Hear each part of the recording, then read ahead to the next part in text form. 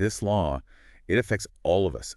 Every single decision made in Washington, well, it has the potential to impact our lives. And we all want those decisions to be based on what's best for the whole country, not just what's going to make someone rich. Absolutely. That's the heart of it. It's about public trust. Exactly. If people start thinking that government officials are making decisions based on their own wallets, well, that just destroys faith in the entire system. So can you break it down for us? Yeah. What exactly does 18 U.S.C. 208 actually say? Like, what kind of situations are we even talking about here? Okay, picture this. You've got a government official, right? And they're in charge of handing out a huge contract. But here's the catch. They also own stock in one of the companies trying to get that contract. Oh, okay. I see where you're going with this. That's a conflict of interest. Right. 18 U.S.C. 208, at its core, says you can't wear both hats. You can't make a decision that could put money directly in your own pocket. Makes total sense. So it's not just about, like, straight-up bribery, right? It's about preventing any situation where a government official might be tempted to choose their own financial gain over doing what's best for everyone. Exactly. Okay, I get it. And it's not just for those big-shot elected officials either. This law covers a wide range of federal employees. It's all about making sure things are done the right way, ethically. Keeping it clean, keeping it above board. Exactly. Now, I'm thinking there've got to be some exceptions, right? Oh, for sure. What about those times when the financial interest isn't quite so direct? Say, a government official's spouse works for a company that might benefit from a decision. Right. Do they have to step back from everything? I mean, that seems a bit much. That's a great question, and that's where the idea of disclosure comes in. 18 U.S.C. 208 does allow for exceptions in certain situations. Okay, that makes sense. The key thing is transparency.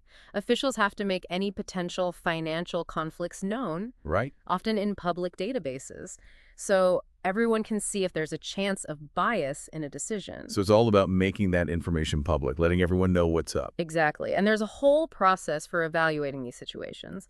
The Office of Government Ethics, we call it the OGE for short. OGE. They play a big role here. They set guidelines, give advice, and sometimes even grant exemptions in really specific cases. Wait, hold on. Exemptions. You're telling me there are times when it's actually okay for a government official to make a decision that could benefit them financially? Well, okay, might be a strong word. It's very limited, believe me. And each case is carefully reviewed. It's often for those unique situations. Huh, interesting. One really interesting example is the exception for Native American birthrights. Native Mexican birthrights. Now that's something I wouldn't have thought of. Right. It just shows how complex this law can be. Let's say an official has financial interests that come directly from their Native American heritage, maybe connected to a tribal land trust. Okay, yeah, I'm following. They wouldn't automatically be barred from working on big environmental policies, even if those policies could indirectly affect tribal lands. As long as the specific issue at hand doesn't directly involve that specific land trust or the tribe itself, it's okay. So it's a way to acknowledge the specific context of those rights while still maintaining the spirit of the law. It makes you think about all the different scenarios that could pop up. This is way more nuanced than I initially thought. Oh, it definitely is. And since we're talking about nuances, we should probably address what happens if someone actually breaks this law. I have a feeling it's not just a slap on the wrist. Right. What are we talking about? Fines, jail time, Yeah. public shaming. Spill it.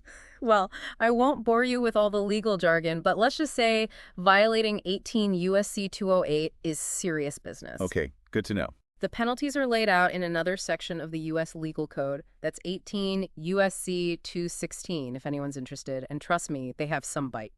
So there are real teeth to this law. Absolutely. The government takes conflicts of interest very seriously. But it's important to remember that the goal here isn't just about punishing people after the fact. It's about prevention, you know? It's about maintaining that public trust in our government. Right, making sure the system is set up to prevent corruption from even happening in the first place. Exactly. But, okay, let's be real for a second. I can already hear some folks listening thinking, sure, this law is important and all, but how does it actually affect me personally? I hear that a lot. What would you say to those people? Why should everyday folks like us really care about 18 U.S.C. 208? That's a great question. Think about it this way. Every single decision made in Washington has the potential to impact your life in some way. Healthcare, education, the environment, the economy, you name it. Yeah, true. 18 U.S.C. 208 helps make sure those decisions are made with everyone's best interests at heart, not just to line someone's pockets. It's about knowing that you're being represented fairly, not being used by someone for their own gain. It's like that feeling of knowing that the people we elect, the people making decisions on our behalf, are actually looking out for us, not just themselves. Like, if I knew my doctor was getting kickbacks from a drug company, I'd be questioning every prescription they wrote. Exactly. It's about having that same level of trust and accountability in government. It's about making sure everyone's playing by the same rules and that decisions are made for the right reasons. Makes sense. So 18 U.S.C. 208, yeah, it's a bit complex. A bit, yeah. But it's a vital safeguard against corruption. It ensures fairness and transparency, which are things everyone should care about. Okay, I think I have a good grasp on the basics now, but I think it's time to get down to the nitty-gritty. Can you give us some real-life examples of how this law has actually been applied? Sometimes seeing how things play out in reality makes it so much clearer than just talking about legal concepts. You got it. Let's dive into some case studies that'll bring 18 U.S.C. 208 to life.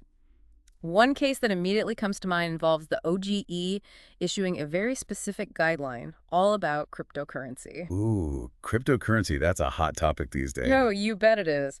And this guideline had a huge impact, as you'll see.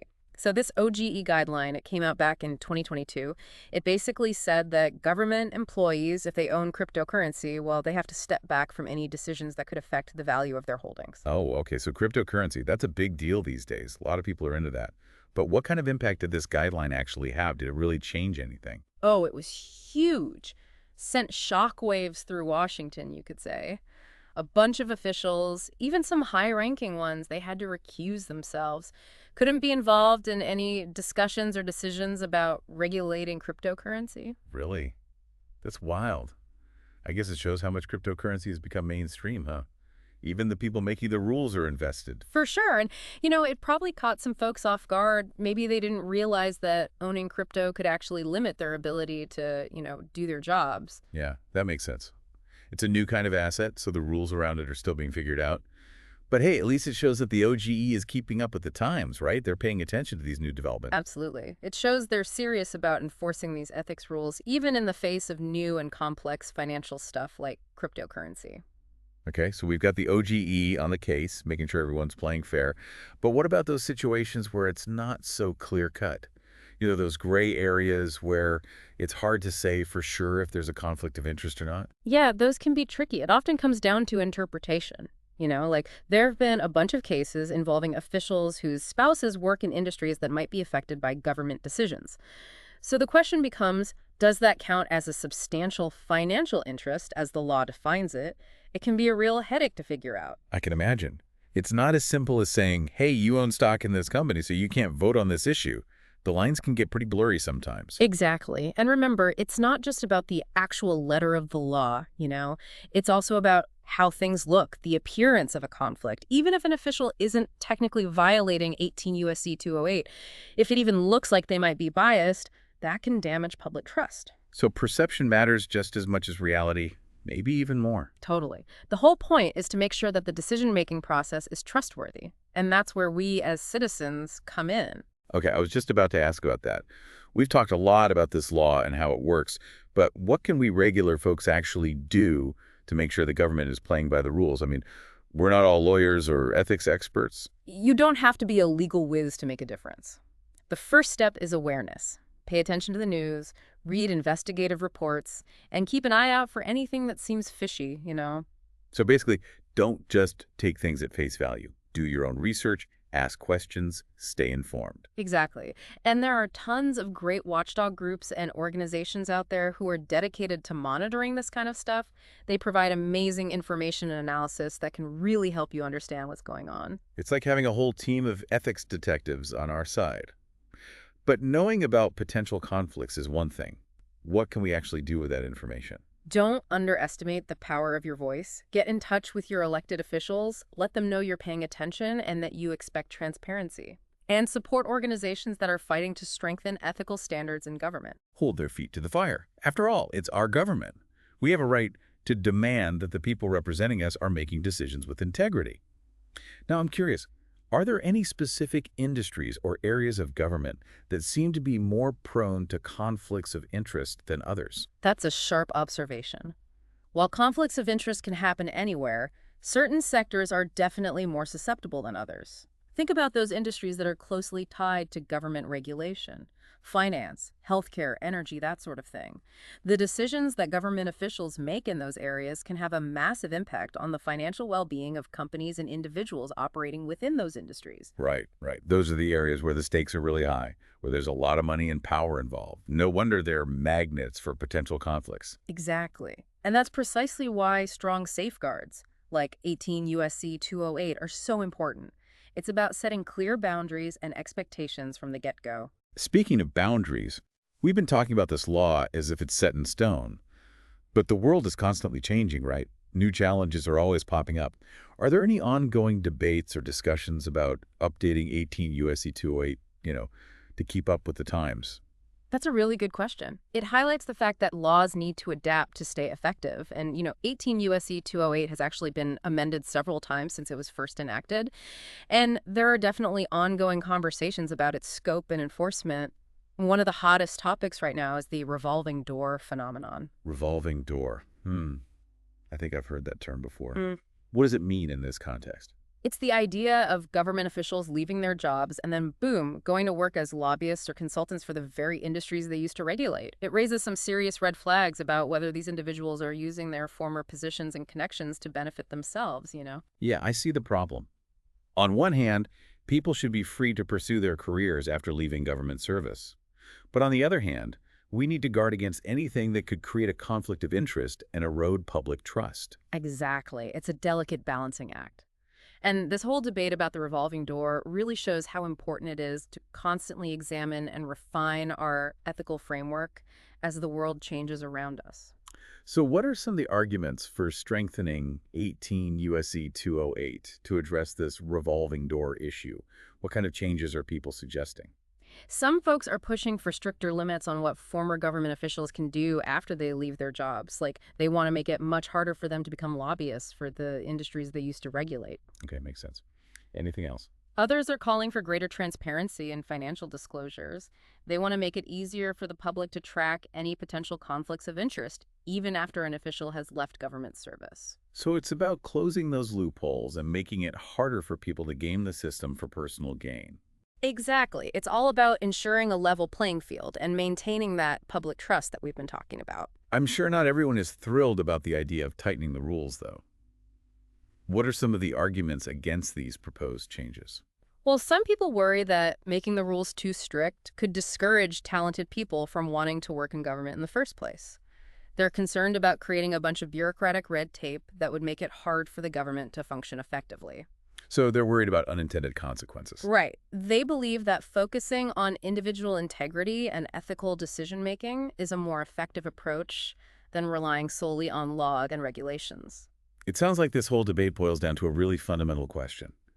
How do we find the right balance between preventing corruption and creating an environment where good people are willing to serve in government? You nailed it. It's a complex issue, and there are no easy answers.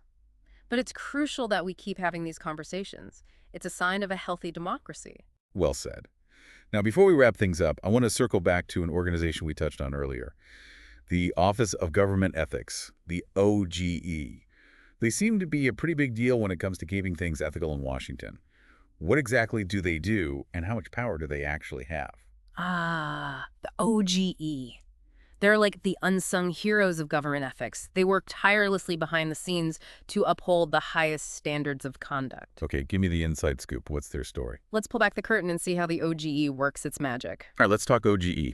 The Office of Government Ethics. They sound like they're pretty important for keeping things, ethical in Washington. Oh, absolutely. They're key. They're like the watchdogs, making sure everyone in the executive branch is playing by the rules when it comes to ethics. So how do they actually make sure everyone follows 18 U.S.C. 208? Do they, have their own investigators? Are they like the ethics police? Well, not exactly a police force, but they definitely have a role in preventing bad stuff and enforcing the rules. One of their big jobs is to give guidance and training to government agencies and employees.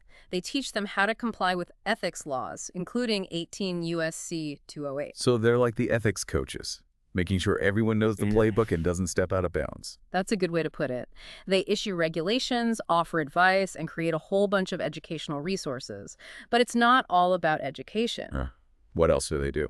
They also have the power to investigate possible ethics violations, including those related to 18 U.S.C. 208. They can take a look at financial disclosures, conduct interviews, gather evidence, the whole shebang. So if they find out someone's broken the law, what happens then? Can they, like, arrest them or something? Well, they don't have the authority to prosecute, but they can refer cases to the Department of Justice, who can decide whether to file charges. Or they can recommend disciplinary actions, like fines or even removal from office, to the agency where the violation occurred. Wow, so they can really make things tough for those who don't play by the rules.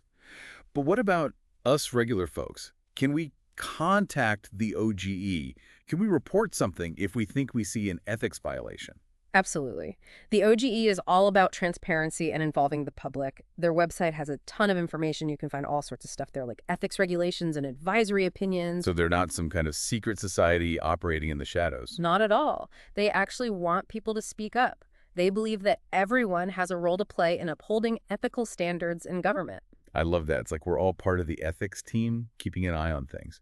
Okay, so we've learned about 18 U.S.C. 208, seen some real-life examples, and even gotten a glimpse of how the OGE works.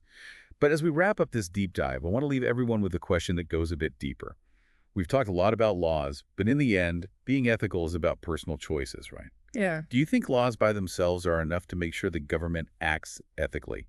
Or do we need something more, like a change in the whole culture of government? That's a great question to end on. It's true, laws are important. They create a framework, set boundaries. But true ethical behavior goes beyond just following the rules. It requires a commitment to doing the right thing, a desire to serve the public good, and a willingness to put those things above personal gain. It's about making ethics part of the DNA of government, not just something you think about every now and then. Exactly. We need to create an environment where people aren't afraid to speak out against wrongdoing, where transparency is just expected, and where ethical behavior is recognized and valued. It's not just about the rules on paper, it's about creating a culture of integrity. Well said. We've covered a lot of ground today, everyone, but this is just the beginning. We encourage you to keep learning about 18 U.S.C. 208, stay informed about potential conflicts of interest, and hold your elected officials accountable. The integrity of our government depends on all of us. Thanks for having me. It's been great diving into this important topic with you. And a huge thank you to all of our listeners for joining us on this deep dive.